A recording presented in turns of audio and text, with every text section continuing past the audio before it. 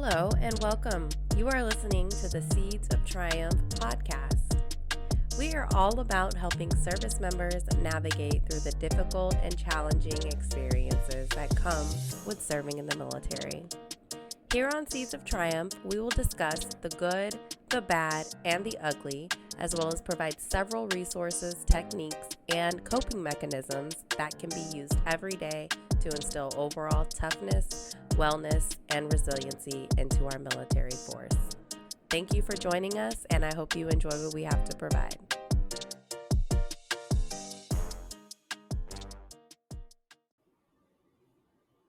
Hello, welcome to the Seeds of Triumph podcast. Today we're going to be talking to one of my friends and associates who I've known for a little bit. We both share common experiences being in the special operations community. His name is Keith. He is a petty officer first class, CTI, linguist. So he's been in the Navy for 20 years now, on his way out to retire. Good for him.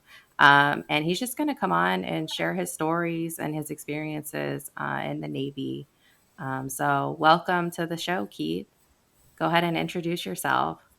Hey, Des. I'm so excited and happy to be here with you. I'm so happy and proud of you for taking this on and starting to do this to help yourself, but really to help everybody else. Um, yeah, I'm mostly excited just because of that fact that we had this common background and we've kind of dealt with some of this together through the last couple of years. I'd love to tell some of my story, and I have a lot of different experiences of things through the years that I've either struggled with or I think that I've triumphed from. To Yeah. get started, I joined the Navy not really knowing what I was supposed to be doing. I was the child of an Army soldier, and he just told me, "Hey, join the Navy because I want you to get technical training." So I went to boot camp undesignated, and when I got there, they were like, "Hey, you're way too smart. You've had some college, pick a job." And they gave me about 10 choices, and I read up on what a master at arms would be, and it sounded cool and tactical. And so I was like, oh, yeah, I'm going to be a master at all the arms. It's going to be awesome. So I took that and ended up going to A school and realized when I got there very quickly, oh my God, I'm a military police officer, which is what I never really expected. But I did spend 10 years as a master at arms before eventually cross-rating over to CTI, because at that point I felt like I had succeeded in the community and I was just excited to continue to take advantage of what the Navy can give me. And I wanted to further my personal development and learn a language while also learning intelligence skills to be applied later on once I get out. So that's sort of the beginning of mine. But specific to the topic that we've talked about a number of times, and some of the experience that we feel like that we've had to lean on each other through these last couple of years. One of the things that I felt like I had to come to terms with very early on within my naval career was, having to make moral choices on the spot as a young patrolman, without like a ton of cultural knowledge or a ton of training, or really it's sometimes not even having enough information, but having to make some very, very big personal choices. So, for our listeners, if you're not familiar with what an MA or a Master at Arms is, it's like military police, but that's just what the Navy calls them. So that's what Keith joined the Navy as initially, was like military police. So when he says a young patrolman, that's what he means. Yeah, thanks for clarifying. That's one of those unique things to the Navy that we have. But yes, it's fundamentally a military police officer. Um, so I found that at times, we would have to make decisions on the spot with sailors who have found themselves in some sort of dilemma or bad situation after making bad choices. And, we would have to kind of make an assessment as to like what was the intent that this individual had whenever they decided to do what they did. One of the things that I started noticing time after time as I would sit these people down and I would go through the processing, because you have to question them, get background information, um, file your report, is that many of the people really didn't understand exactly what wrong choice they distinctly that got them to where they were at. Yeah, so I just kind of noticed that a lot of the people that were in trouble, and as they're sitting there, you can see them kind of recounting like the choices that they made to end up where they were at in front of you in handcuffs. And a lot of times I would notice that people felt like somehow, some way, um, the the culture or the institution had let them down. Um, you know, because a lot of times, a lot of the things that we were dealing with is people that were getting drunk and disorderly, um, showing up to either the barracks or showing up to someone's residence, and everyone's partying, and everybody's like going hard. Um, and so, in a lot of ways, you could kind of see it where they're like trying to make out why is this working out this way? Because that's what we do. We work hard and play hard, right? So I worked really hard, and then I come home, and the way that I blow off my steam is I go hard and I party with the boys or the gang or any of this stuff, and And it this was just, while you were an MA? yeah. Um, and I would be like, how do you feel that you ended up doing this? And people would almost be resentful in a way of, what had been commonly accepted for them in the way that they just expressed or dealt with their frustrations. Um, and it seemed like they had this dilemma of how they were supposed to deal with the moral choices that are being made daily that guide their life. Now, a lot of people, it was, guys who were working very hard in a particular shop. Let's say, like, if they worked in like an air shop. So they're doing maintenance, day in and day out. And then when they leave, they're having all of these frustrations of things like the parts didn't come through, or they had to wait for the paperwork to come through, or they're just grinding out hours. And so, um, what do they do when they're faced with these things that are obviously weighing on them? And why can't they just get their job done? Why can't they just get, why can't they feel good about following through on what? So you're saying that as an MA, early on in the Navy, you had to go out to all these calls and talk to and meet all these different people from various different ratings. And a lot of times you were going to them because it was like a drunken disorderly, or like there was some partying involved. And you're saying that the reason that a lot of those situations that you found yourself in, or they found themselves in, was because that was their way of kind of decompressing from the stressors that came with, the nature of their job in the military. Am I right? Am I interpreting what you're Yeah, no, saying that's, correctly?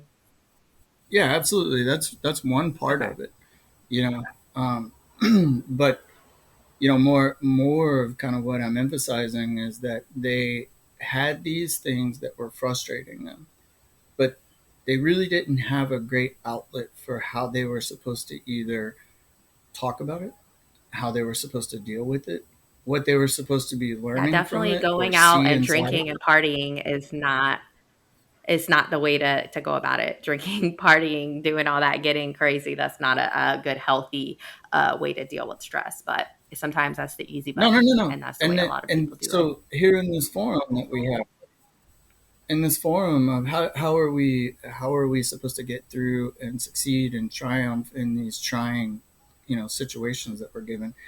And I can tell you that I would see a lot of them who felt like, they may not have come out and said it, but they're sitting there going, but this is what we're just told to do. This is what people do, right? Like, you can't do anything to change the way that the bureaucracy works. You can't do anything. It's the mentality of like you can't do anything to really change. So you're saying that the culture at the time, right, from the people around them and maybe their leadership, like that was just the thing to do. That was normalized during that time was like, okay, I had a stressful day at work. The way that I'm going to wind down is going to go hang out with my coworkers and party because that's how we're supposed to wind down and deal with our stress. That was like the norm. Yeah, I would say for sure. I mean, um, even within some of the security departments that I was in, that was something that was kind of just promoted. Like, oh, it's been a rough day. Let's go blow it off in this certain way. But you have some people who are dealing with some very real compromises of what they think their values are, and they're struggling with how do I make sense of what just happened. Now, on the one hand, if you're talking about people that are just struggling with the bureaucracy of paperwork, that's one thing. But my experience was that I talked to you before about having shown up to a very distinct domestic dispute. And when I went to help the lady Mhm. who was suicidal at the time, when I talked to her, she turned around and screamed in my face, "What are you gonna do? Last time you guys just gave me back to him." And this was a very big compromise of my values, trying to understand what what am I supposed to do if the institution had already not come through for you. How am I supposed to come through for the institution now? And no one had ever really prepared me for that. I didn't have the words or the understanding of how it all works to be able to explain that. Luckily, at the time, like I told you, I was able to just talk to her and let her know, I don't know what's happened to you before, but I'm here to help you. I promise you that. You know, um, so if you have people who are having to face some very real existential questions that affect the people around them in their life, and some of those things might have to do with harm that's being done to people, you have to be able to prepare people distinctly for making these sort of ethical choices. And I think that one of the questions that I have coming out of the special operations community and having a lot of different experiences in the Navy is how are we preparing sailors to deal with these sort of things? Um, is it just giving them, hey, this is the textbook answer?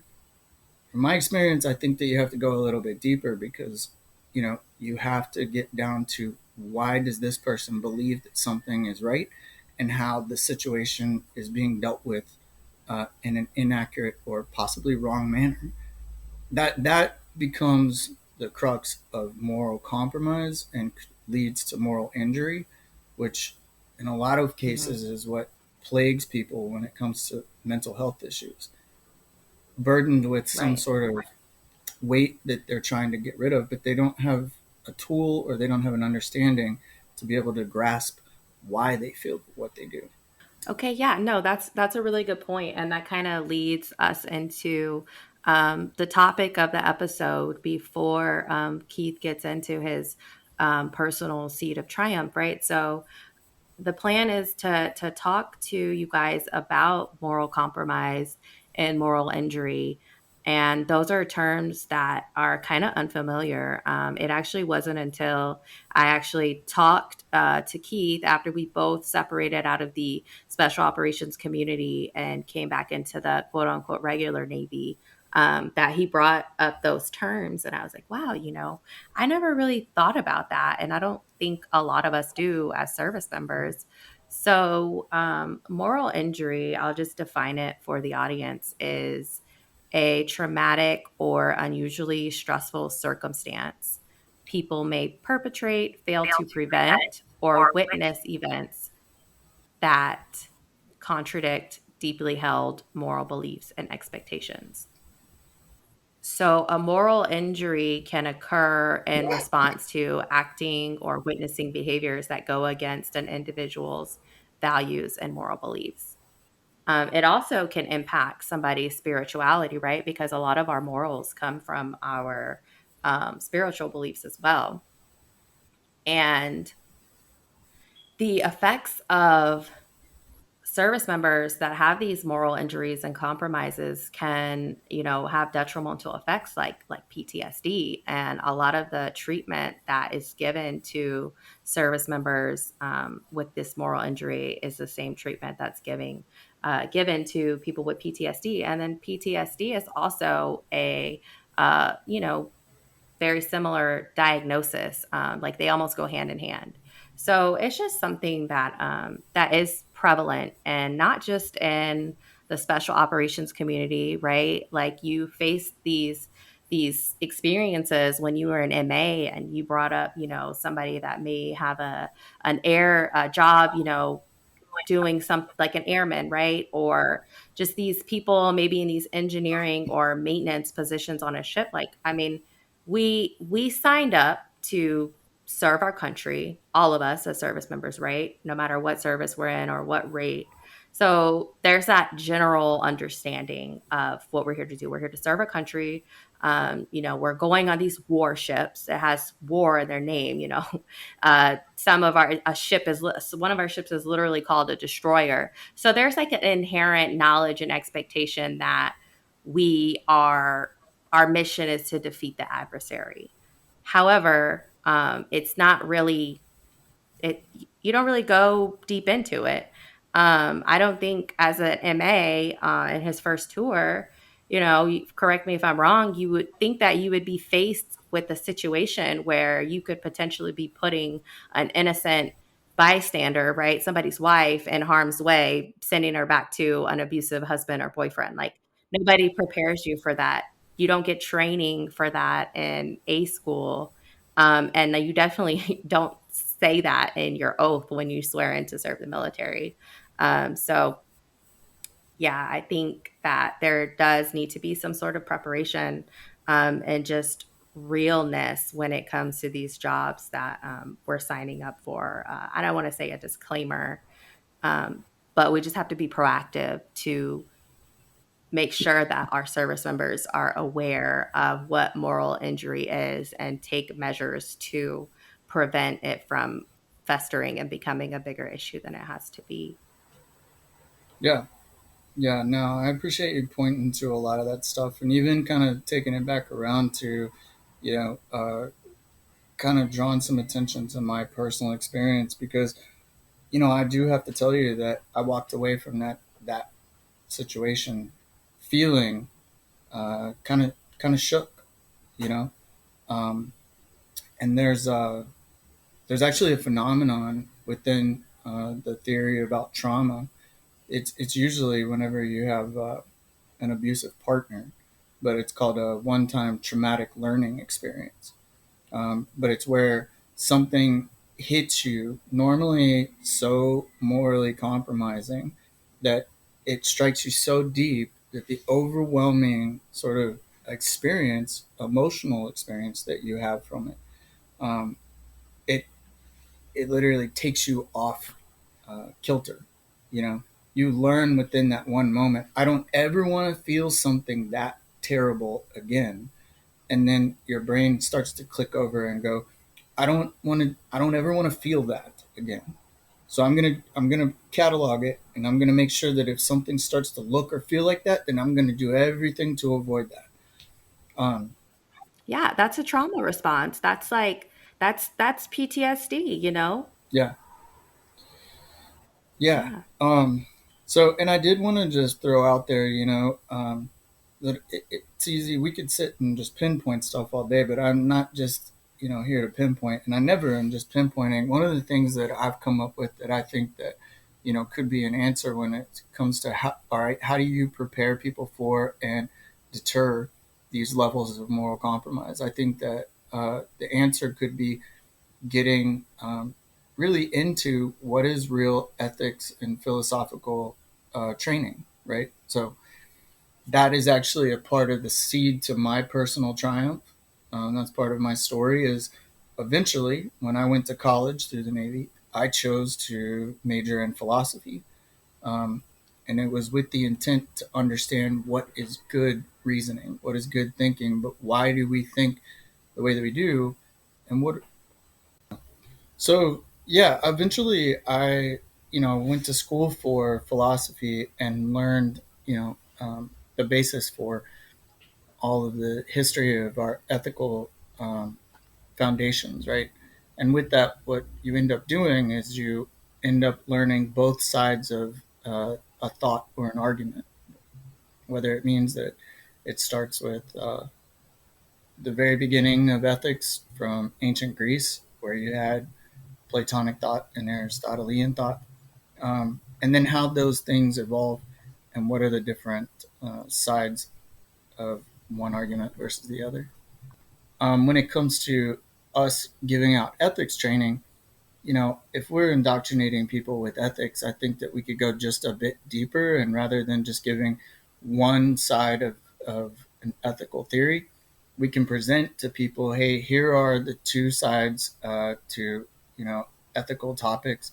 Here are the two ways that, modern philosophy or ancient philosophy looked at moral issues.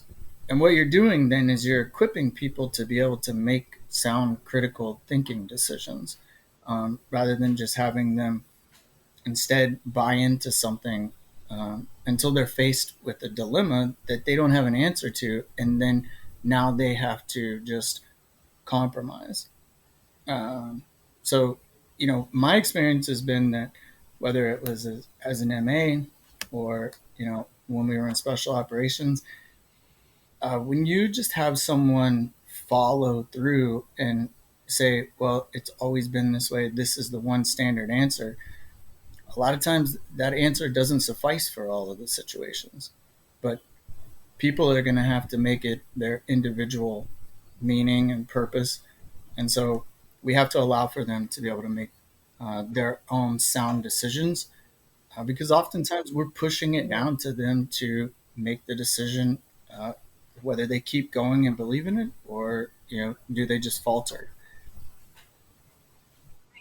Right. And I think that I think I get what you're saying. And ethics training, I think it would be really great and important to the entire military force, especially those of us who are more prone to find ourselves in some of these um, situations that would cause moral injury and faced with moral dilemmas. But I will say that, you know, what another solution could be, is just for these organizations, like, and I'm talking all services, right, to just ensure that their people are made aware of the good, the bad, and the ugly, right? Like, we can't mask these things that we know are just bound to happen. I mean, I think it was a sociology class that I took, and it comes up in a lot of college courses.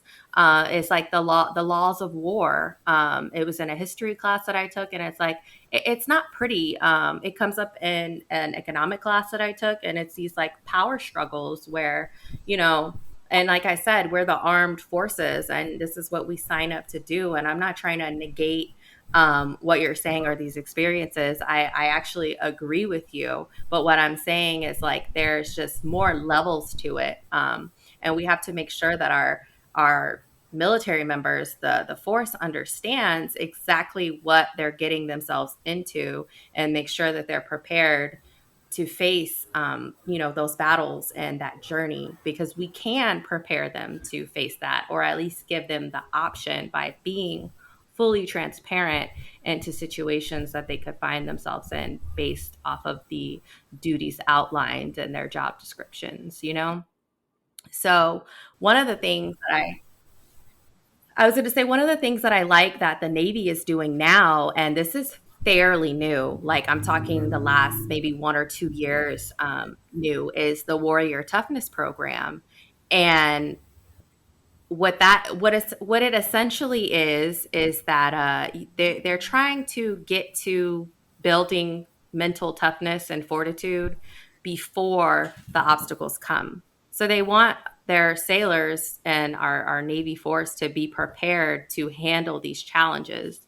And while it's not ethics training, it does present a core mindset, that has different values that we can all share as a force to help us get through some of these challenging times. And like I said, I'm not saying it's going to be the cure, and it's definitely not ethics training, but it is something in the right direction, right? They're teaching this warrior toughness mindset to our um, new recruits that come into the Navy so that they do have this tool in their toolbox to be able to, um, remain mentally tough when they're faced with these sorts of situations, whether it be moral compromised or just high stress. Yeah, absolutely. I So, think that's great. And it also, to me, actually is kind of getting towards ethics training. I don't see how that you can have what sounds like resiliency training is what they're offering.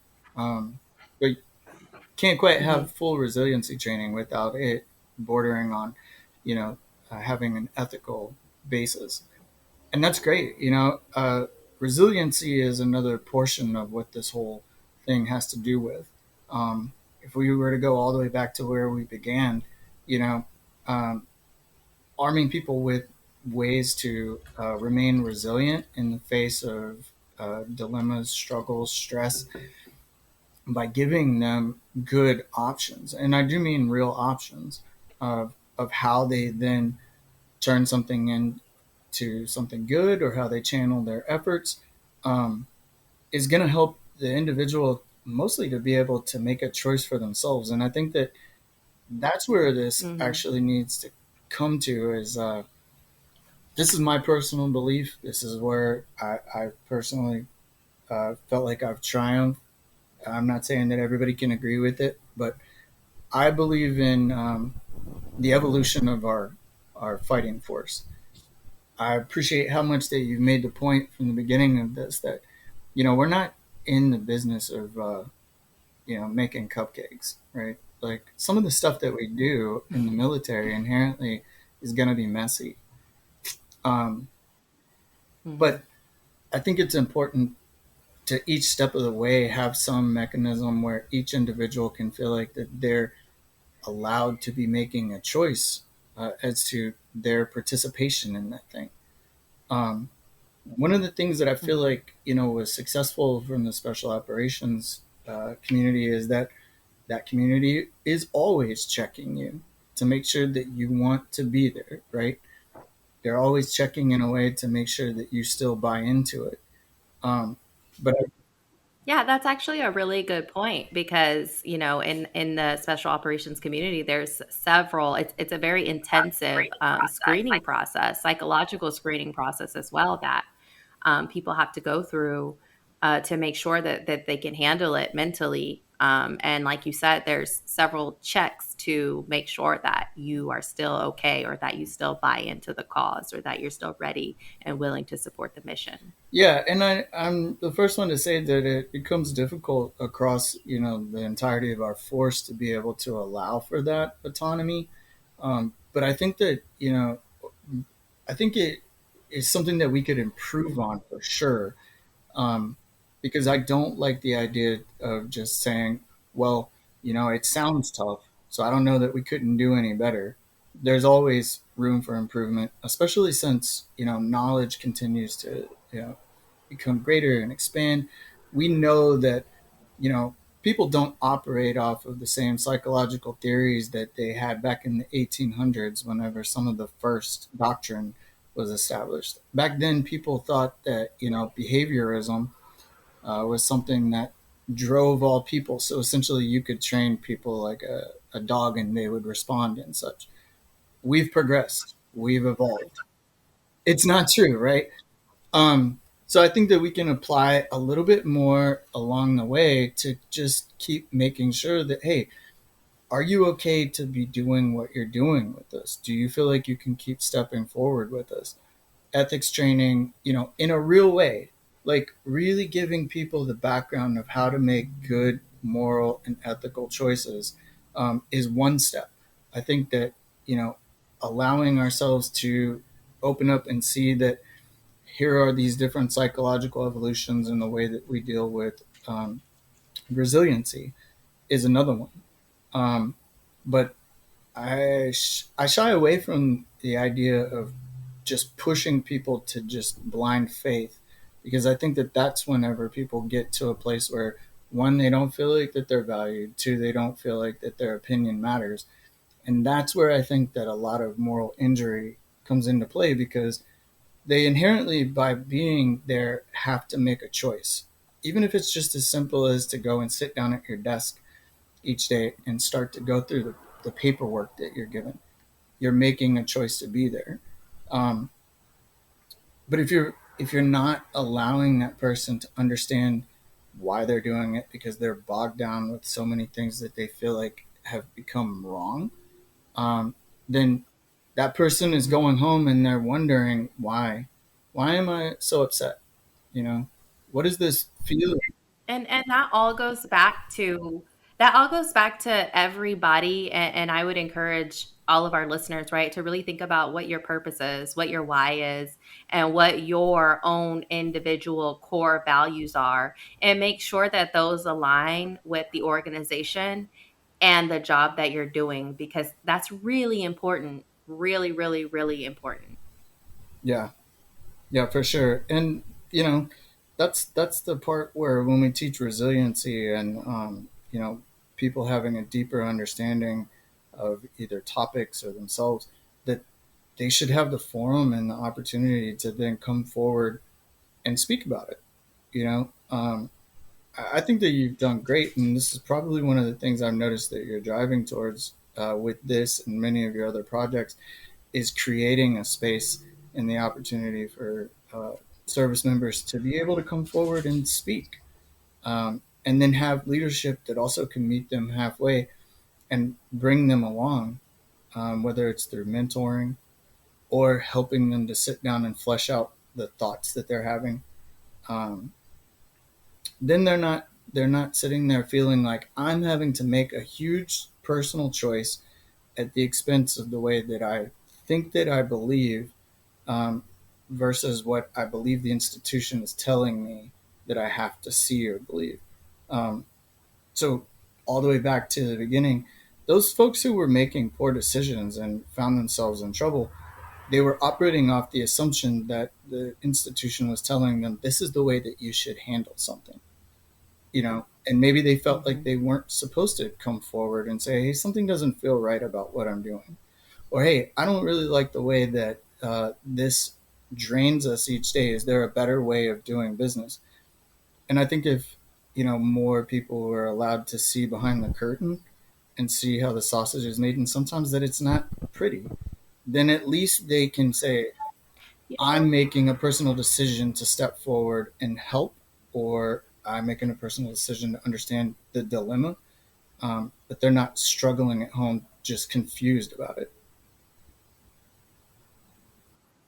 exactly. And I'm really glad that you brought that up. Just everything entirely, because it kind of just brought everything full circle to me. And I want to point out that in every single episode that I've recorded so far, and it's only been, right, I think this is going to be my you're going to be my sixth release, um, but the common theme is that with strong support, we can learn more and we can get ahead of these issues before they come problems. And not only is it support, but it's support from your leadership, because we're all in the military and we are bound by this rank structure. And the lower in rank that you are, the more you're going to have to rely on your leadership. But even the higher rank that you are, you still have a boss, you still have somebody that you are going to report to. And it's vital that you have the support from your leadership in order to get through these challenging times. And not only the support, but you have to have good examples of leadership as well to follow, and they have to be informed and equipped with the right tools, knowledge, and coping mechanisms as well to be that example. So I'm really glad that you brought that up, because those sailors who are coming home after a long day and are being encouraged, to relieve their stress how everybody else does, including their leadership. um, maybe they're just misguided or confused. And, I'll keep it real. Like sometimes the quick fix or an answer is to come home and have a glass of wine or a drink to deal with the stresses of the day. But it becomes unhealthy, and when you make it a habit, and alcohol, if you get into the science behind it, is actually a depressant, and it doesn't actually cure what you're going through. It just masks it, and it could even make it worse. So by no means am I supporting, the use of alcohol as a coping mechanism, but sometimes that's all you have, and when that's all you're seeing, it only makes sense that you think that that's right. So I just wanted to say, like, I'm really glad you brought up the factor that leadership can play in all of this. Yeah, a lot of times I also have seen that leadership, maybe they don't like to let it be known. It's unfortunate, but everybody at every level can also sit back and see that leadership is often in a dilemma as well. You know, if you have somebody that comes down and they tell you, "Look, just get it done," they're probably saying that because they weren't given a very good answer to deal with it any other way. But to assume that like some human being isn't going to be able to read between the lines with that, um, I think that you can do someone a disservice if you ask them instead to just buy into it as being a value of duty and faithfulness, because there's not a whole lot that someone can go home and do with that whenever they're like, why is everything so hard to get accomplished? Why is everything so clunky? Then you're essentially asking. Very true. Go ahead. Very true, and very true, and that falls into like transparency. And it's actually, so I actually was out of the office on Friday because I was able to take a leadership course. It was a civilian leadership course by these experts, and they went over what makes a good leader, and they talked about these statistics. And the biggest thing, and I feel like it's definitely worth saying in this conversation, is emotional intelligence. And that's the ability to understand and be empathetic and be aware of your surroundings and be authentic and genuine to your team. And then part of that is also one of the big leadership principles was a shared vision.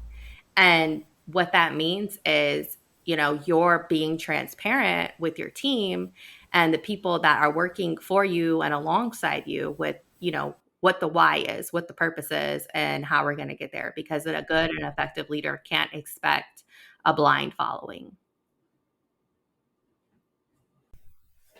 So I actually had this thing that I kind of wanted to bring this back around to our story here, because your story was so good to finally hear, the full length of it. Obviously, being there with you some of the time, I knew some of it, but as you know, I never really pressed. I didn't need to know, but I wanted to hear what you had to say. And I know after listening to that we both felt like, even in that community where people were allowed to speak up and people were asked to be a vital, contributing partner in what we were doing, there were people who were facing these dilemmas, and I walked away just like you, asking myself, like, what happened? Why did so many of us walk away and feel like something was compromised? Um, And when you my say walk away, he's talking about walking away from the special operations community and going and doing something else, because oftentimes you see that um, sailors or people in the Navy who join the special operations community, they tend to stay because that's kind of their specialty. But so many of us, like Keith was saying, actually kind of went back to the quote unquote regular Navy. And it kind of does pose the question, like, why? What was going on? Yeah, it was exactly that. So many of us had gone and thought this was going to be Mecca, and this was going to be the place that we might want to stay for a period of time. And so many of us as peers, at a certain point were saying, maybe this isn't the place for me. maybe I need to go back to something else. But we were searching again for another answer. Um, Because and talk, because both of us, and I want to bring this up, Keith, both of us were very technically proficient at our jobs, and received some pretty high accolades for the performance that we did while we were there supporting the various missions that we supported. So it's like it's not that it was that we weren't performing up to the expectations, because we were, and we were far exceeding them. It was actually our personal choice to walk away because what was going on at the time wasn't aligning with what we believed. And correct me if I'm wrong. no, absolutely. I mean, I probably wouldn't have thrown it out there myself, but you're right. That's probably an important part of the story. Yeah, I mean, I was used more than any of our peers. Yeah, because So I've heard great things about you and your work before I had even known you. And the people who have known you and worked with you, they have nothing but good things to say about your contributions to the team and to the mission. So, thanks. Yeah, so I yeah. mean, I was being used more than everybody else, but at the same time, there were some things that I was struggling with, and when I was working with our peer group, I found that many of them were struggling with a lot of the same things, and all of them were succeeding as well. Um, you what I eventually found is that even in that open forum where people were allowed to contribute. Um, what we often were struggling against was a compromise of our values based on the organization being reluctant to change, being reluctant to actually innovate, because it was actually easier to just keep doing things by a tested and tried method, because it ensured some sort of outcome that they could measure, versus stepping into some area that was kind of unknown, but it did present a possibility of a higher value outcome. But there was no method to measure it, because it was, if anything, it was an actual reform, or you could go so far as to say a type of intellectual revolution in some spots. So, you know, for me, looking back on it, and even during the time, I found this same thing coming up again, of compromising my values, knowing there's a better way that we can do this, and there's a better way that I can contribute directly to that. But people not wanting to share that common vision, but not giving a really truthful, wholehearted answer, um, left me going home every day asking, is this really the best place for me to put my efforts into? Hmm. And ultimately, thank God that I am somebody who is an independent thinker and knows who I am. But I made that choice on my own to say, okay, I'm stepping away because this doesn't align with who I am, and I'm Hmm. going to go do it some other place. Um, which I kind of wanted to get to, because as far as what my seeds are of Yeah, let's jump right into that. Like I believe that your seed of triumph has a lot of value to add to this show and our audience. So yeah, why don't you just start from the beginning and really just tell us your story, and how you faced adversity and ultimately triumphed through it. uh, it's tough to like just put it in one story, because I often look at it and see that there's been so many different ways in which that I've had to struggle, as all of us do. Hmm. There's been so many different lanes that I can look back and see triumph. But what I found was important to this day is that I think that I had to have an alignment of something that was physical as a seed of triumph.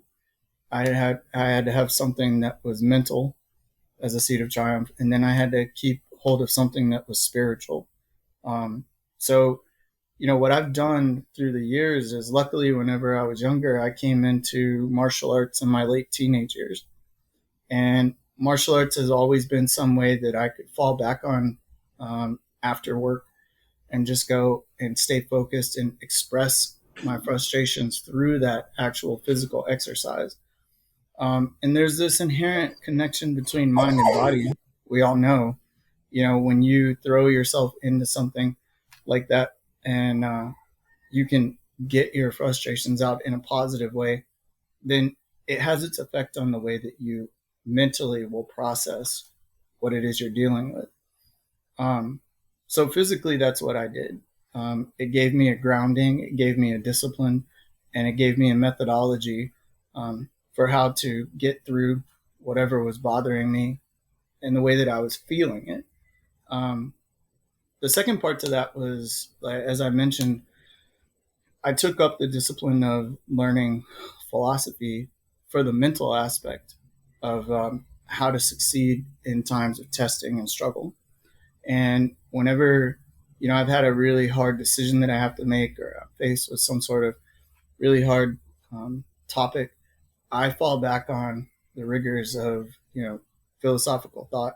And that helps me to see a number of sides of things, so that I know that I'm balanced and I can feel good about the choices that I'm making. But I have a reason as to why I'm making the decision and why I have the beliefs that I do. And then the final piece has been that I've always tried to stay connected to something spiritual. Um, I believe that truth is truth, and that's found in all kinds of different places throughout religion and the world. But I think that it's important to have a connection to spirituality, because there's things in life that you're going to be faced with that only um, can be faced with hope and faith. And faith is, belief in things that are unseen for no apparent reason other than to believe that something is right. And that's kept me grounded and guided the decisions that I make, because it helps me come to peace inside of my own heart.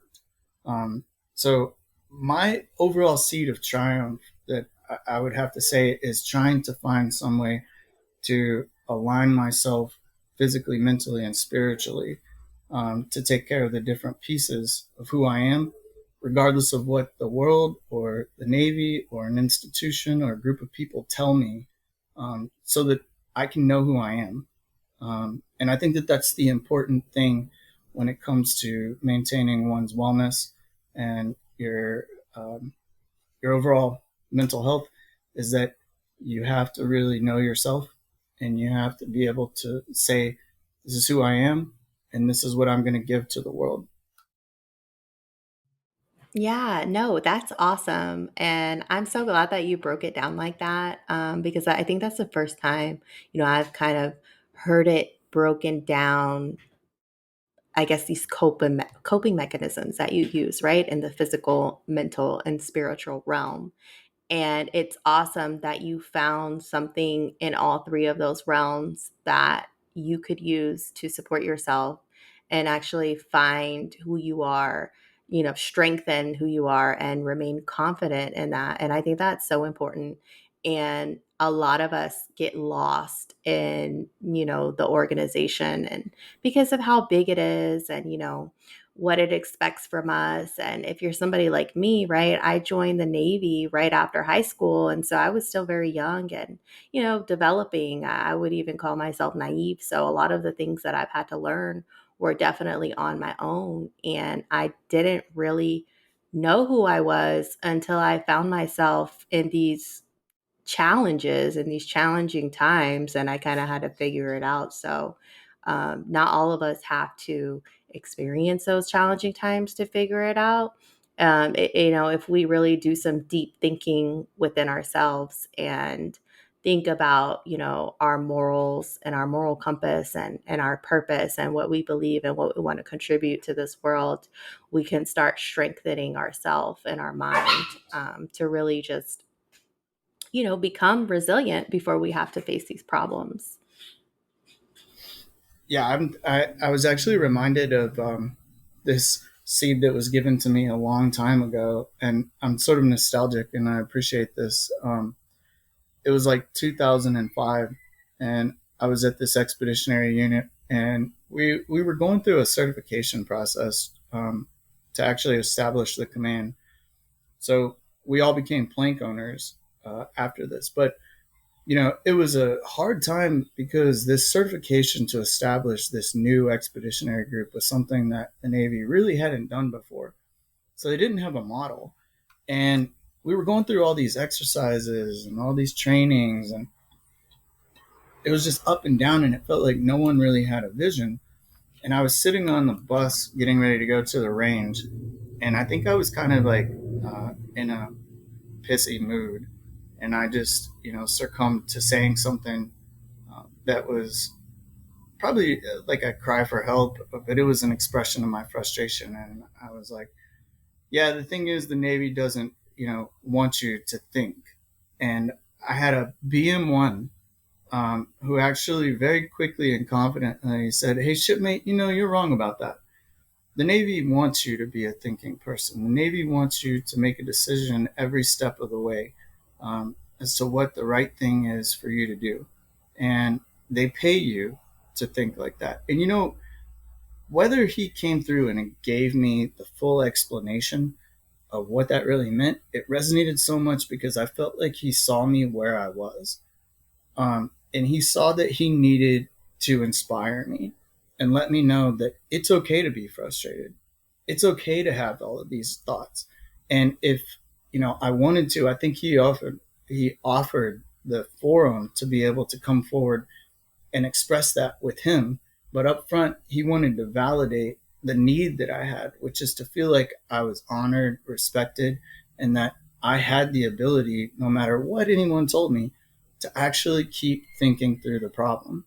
Um, so I've always just thought back, wow, like a bosun's mate, a bosun's mate told me that. And I felt Mhm. proud knowing that that guy gave me something that the institution didn't necessarily tell him that's how he needed to do it, but it was personal.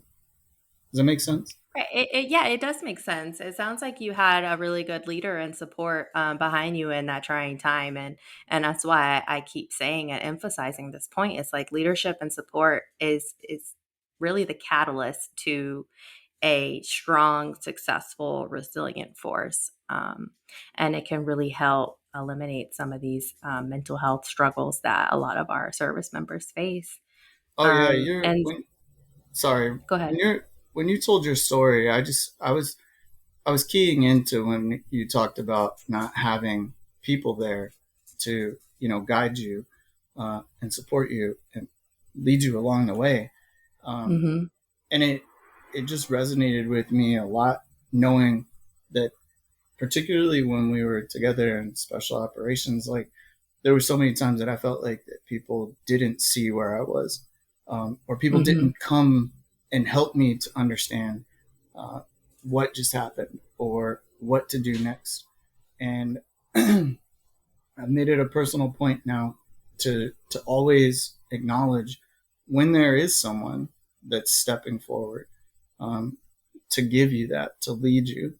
And I Hmm. think that more than being intrusive, it needs to just be that you have somebody who is trying to understand where people are and meet them. Exactly. Like I said, that's one of the foundations of a successful leader. And statistics show that the most successful and influential leaders are those that have the highest emotional intelligence. And when you're able to relate and with your people and just listen to them and validate their feelings, that is emotional intelligence. So, like I said, I can't stress enough how important it is for all of us, whether you're in a leadership position or not, that emotional intelligence is going to carry this force to triumph. Yeah, I'm so as you know, I'm part of some other men's groups outside of the military, and one of the things that we often promote is that you know we as a tribe would try to carry the burdens together. And here Mhm. in Hawaii, within the men's group, we often say like, "Hey, we're all in this canoe together." So the pain, the struggle, and the suffering that we pick up as we're paddling, we're all carrying and doing it together. Mhm. Um, Exactly. and I think that that really is one of the best sort of antiseptics, but also maybe one of the ways to reduce moral compromise is if you have someone who's there with you that can say, hey, I identify with the dilemma that you're struggling with. I identify with the choice that you're having to make daily, and you're not alone. And in fact, you know what? It's not something that we need to push down to you individually. It's something that I need to help you pick up. Um, you may not be able to actually do anything to change the dilemma, but if you can be there with that person and they feel like they're not alone, that can do Mhm. wonders for someone and open up their mental state so that they're not just stuck in the same place, um, going over in their head, trying to figure out what is this thing that I can't make sense of. And it's Exactly. And a lot of us, I feel like, suppress these feelings and emotions because we think that that's the right thing to do, or, because we have to be quote unquote strong because we're in the military. And honestly, I'm so thankful for you and every other guest that has been on this show and has agreed to share their story with me. It takes a lot of bravery and it takes a lot of vulnerability to admit these struggles that we have had to everybody, but it's so powerful. And that's why I wanted to create this platform, right? To be able to share that and to be on the receiving end of it saying, oh man, I'm not the only one, like that was completely normal for me to feel like that. And to just validate, that person's feelings or to have your own feelings validate. It's so great and important, and it acts as a support system to just know that, hey, somebody else has been there and they got through it and I can get through it too. Yeah, that's awesome. I am so proud of you for taking the step forward after everything that we've been through together to not just learn from the things that we've experienced, but then try to find this way that you can pay it forward and that you can Mhm. give it back. To me, that's what it really is kind of about in spiritual terms. You know, when you realize that you've been through a struggle because it's exposing the gift that you have, that gift is something that you're supposed to be giving back to the people. And I think Mhm. that this is an opportunity for all of us to do that. And in a Mhm. way that we often don't get to in the office or inside of our normal culture, but it Right. would be a great way to inject it into the normal way that our culture starts to operate. Yep. Exactly. And, something that I wanted to say before, so I'm just going to kind of circle back when you were giving your coping mechanisms and the way that you triumphed through many of the hardships that you faced while you were in the military. One of them was, mentally, right? You said that you studied philosophy.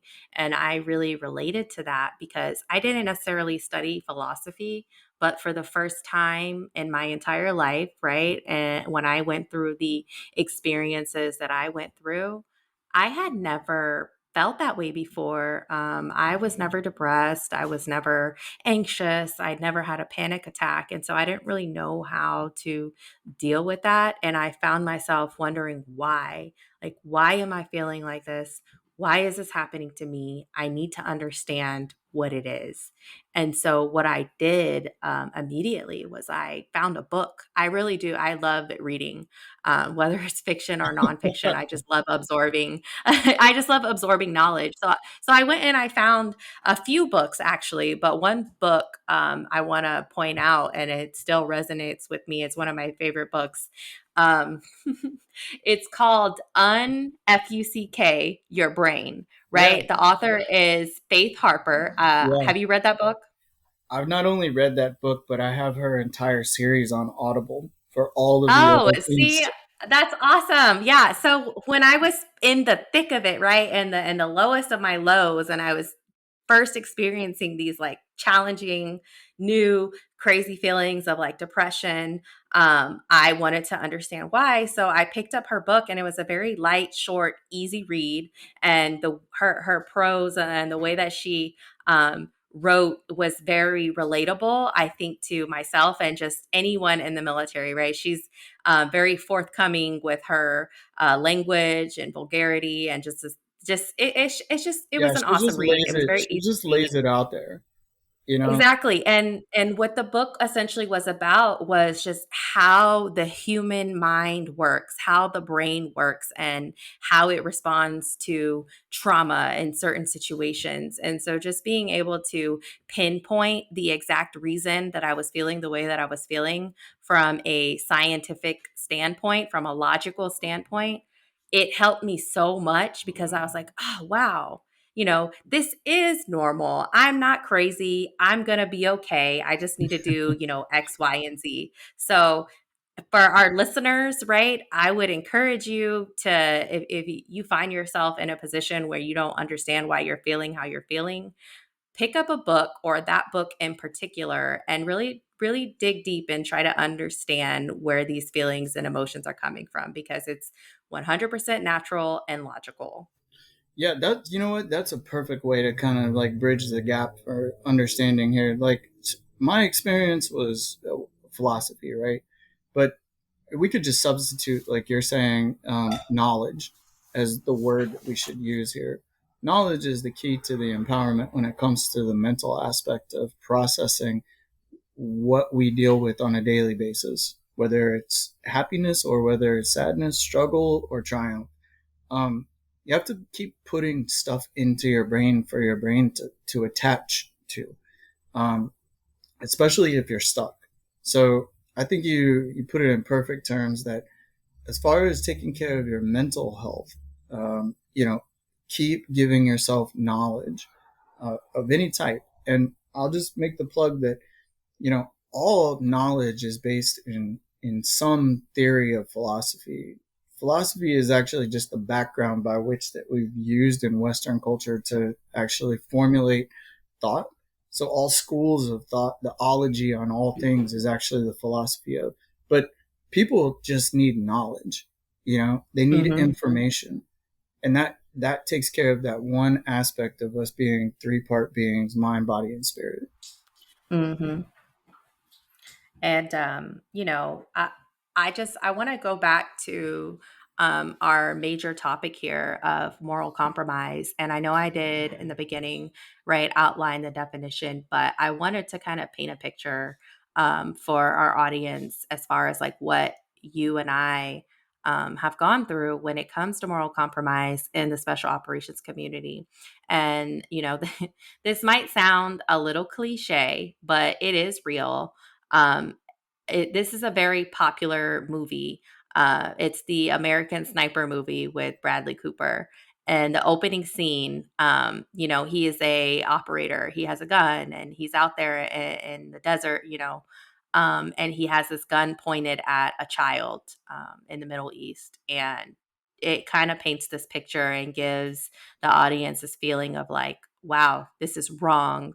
Am I going to shoot this kid? Because we're at war in the Middle East, and we're taking out this enemy, but here is this child in the way, and we all know that it would be wrong to shoot this kid, but he found himself in this situation, and I really just kind of want to paint that picture for the audience because I think that's a really perfect descriptor from something that we can all relate to that we've seen on the big screen of how real this moral compromise is for our military. And now while Keith and I were not behind a rifle in the desert, we were faced with some situations where we didn't necessarily agree with what was happening. So, what Yeah. do you think about that? No, I think that is a beautiful, way to go ahead and bring that around for anybody listening to paint the picture, speak as a metaphor. Um, yeah, because that individual, ultimately probably had to go back home, and no matter what anybody told him, he was going to have to make it right as far as like why was it the right Mhm. decision to do whatever it was that he chose to do.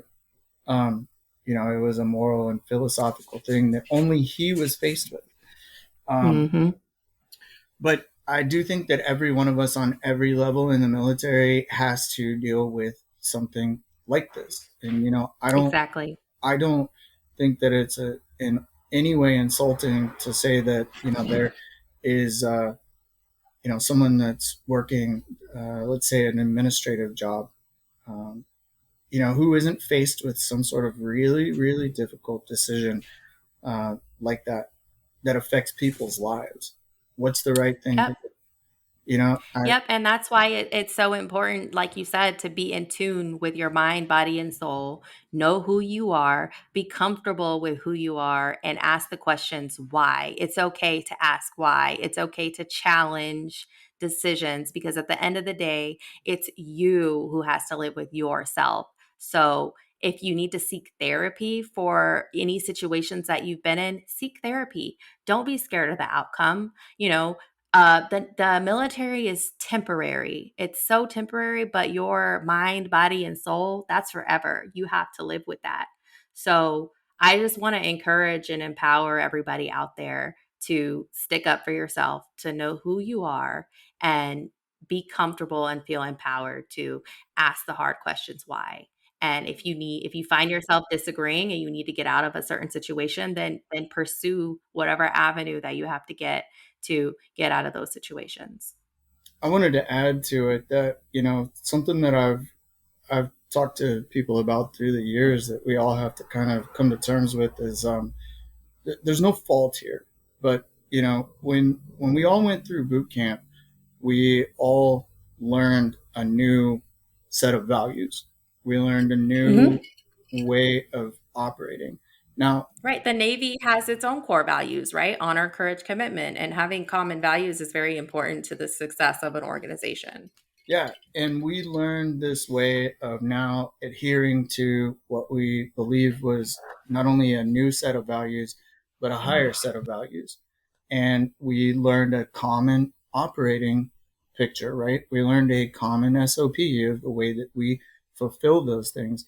But if we were really honest, I think that most of us could say that we transition out of boot camp and we show up to our tech school or our first command, and then things aren't really operating at the efficiency or even at the the values that we now felt like we had transcended to, right? It was not the way that it looked in boot camp.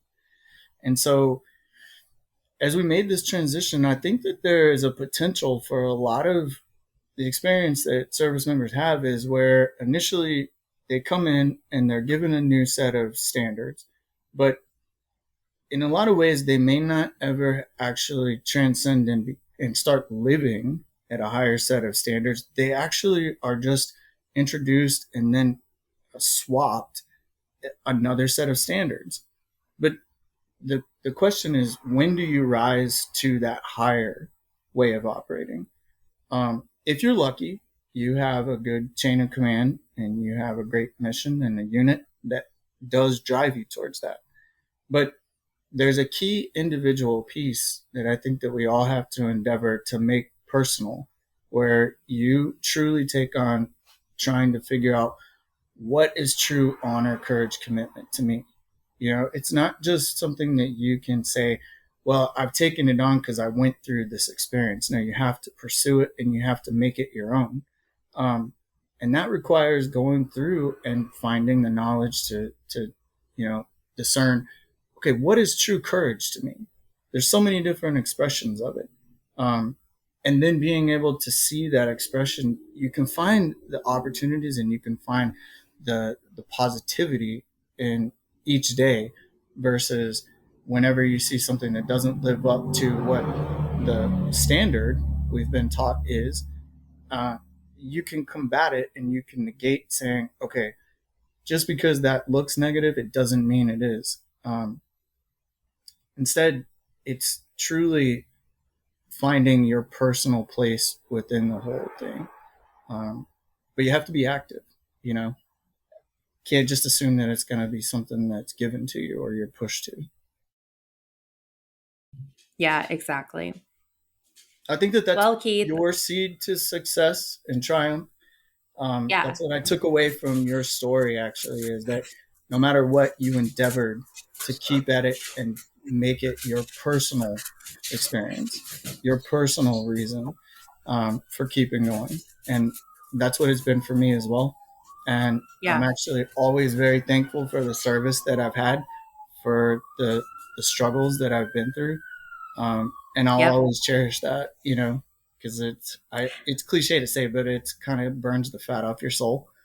Um, Right, it is, and a lot of people might think it's like masochistic of us, right, to be like, I wouldn't change a thing, the hard times that I went through, but really and truly, and myself, and you're not. I think almost everyone that I've talked to who has faced, these sorts of hardships, they wouldn't change it for a thing because these experiences, they're what made us into the people that we are today. And the person that I am today is a very different person than I was before I experienced my adversity. But I am so much better for it. And I have found a purpose out of it. And, that purpose is always going to be to help people. And like I said, I'm so thankful for yeah, it. So, you, yeah, you. I can personally say this, having been there with you, and I told you, I remember when you first showed up, and you kind of talked about this in your podcast, that when I first met you, I remember thinking, God, such a sweet, and sincere girl, right? I remember seeing you were so bright eyed and eager. I remember seeing you through the years, right? And I knew that there were things that you were struggling with. I know when we first reconnected this last year that we yeah, both, you met me right before my first deployment when I had really not experienced any hardships. I was bright eyed and bushy tailed and ready to take on whatever life threw at me. yeah, and I remember cherishing that person that I met at that time, and Yeah. knowing, you know what, she's going to be great whenever she goes through everything. I hated it that you were going to have to go through some of what you did, but I'm so thankful and grateful and blessed that you have come around and come back into my life, and we reconnected, and we were able to work through things together this last year. And I just am getting to the point to say, yeah, I mean, the person that you've become now after everything is amazing, strong, and you're just giving it to other people, and you're a great person for it. Oh, well, I appreciate you saying that. Yeah. Thanks again for always being there listening to me. Um, you've been there just as much, even whenever I was pontificating. If I was giving knowledge, I was also getting my frustration out. And this feels great to be able to bring it around to a place that, I can also give back through the things that I've learned. And I hope that there's people that Yeah. are out there that get something. And if anybody, resonates with it, they can please come and talk to me, and we'll talk through it on a very personal level. Yeah, no, I really appreciate that. And you have a lot to provide. And I know that this episode and your story and the fact that you have brought up this issue of moral injury and moral compromise will resonate with a lot of our service members because it's something that we inevitably all will deal with. And like you mentioned, and I think this is one of the most important pieces of advice is just knowing who you are and really honing into that mind, body, and soul piece. So, yeah, thank you so much for being a guest on the show and again, sharing your vulnerability. And I'm so excited for what the future holds for you. You're about to retire from the Navy and start your new journey. So, I know. I would end it with this. I just did, similar to the way that you started off and opened up with a definition of moral injury. I wanted to close with some of the things that, fundamentally are used whenever healing moral injury, and just provide that at the end for those that may identify with this.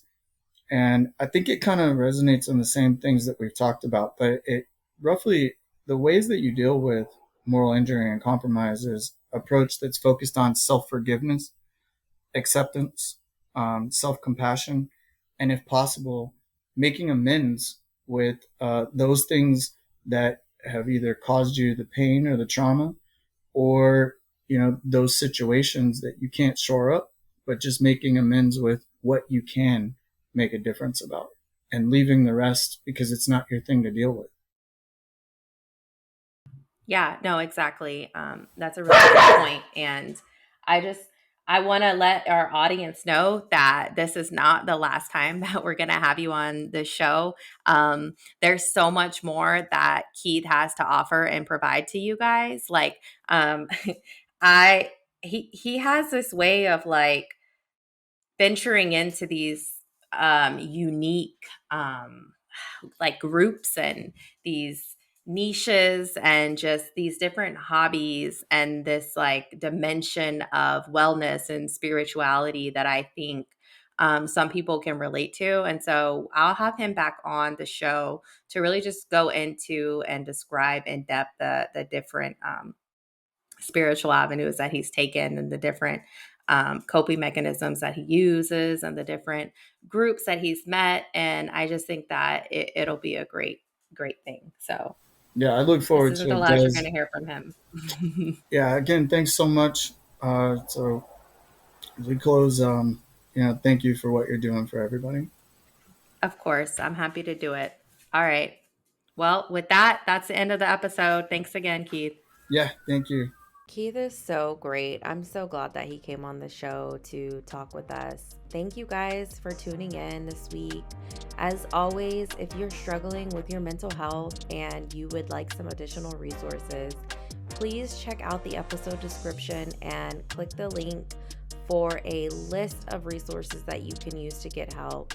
Also, if you want to contact us for anything or get in contact with Keith or any of our other guests in the episodes, please contact the podcast at seedsoftriumph.podcast@gmail.com. Thanks again for listening, and we will see you guys next week. Have a good one. The views expressed by the speaker and all guests are not those of the Department of Defense, United States Navy, or any other government agency. They are strictly those of the speakers who do not speak for any other organization or entity. The speakers are not mental health professionals and do not intend any of the content of this podcast as mental health advice.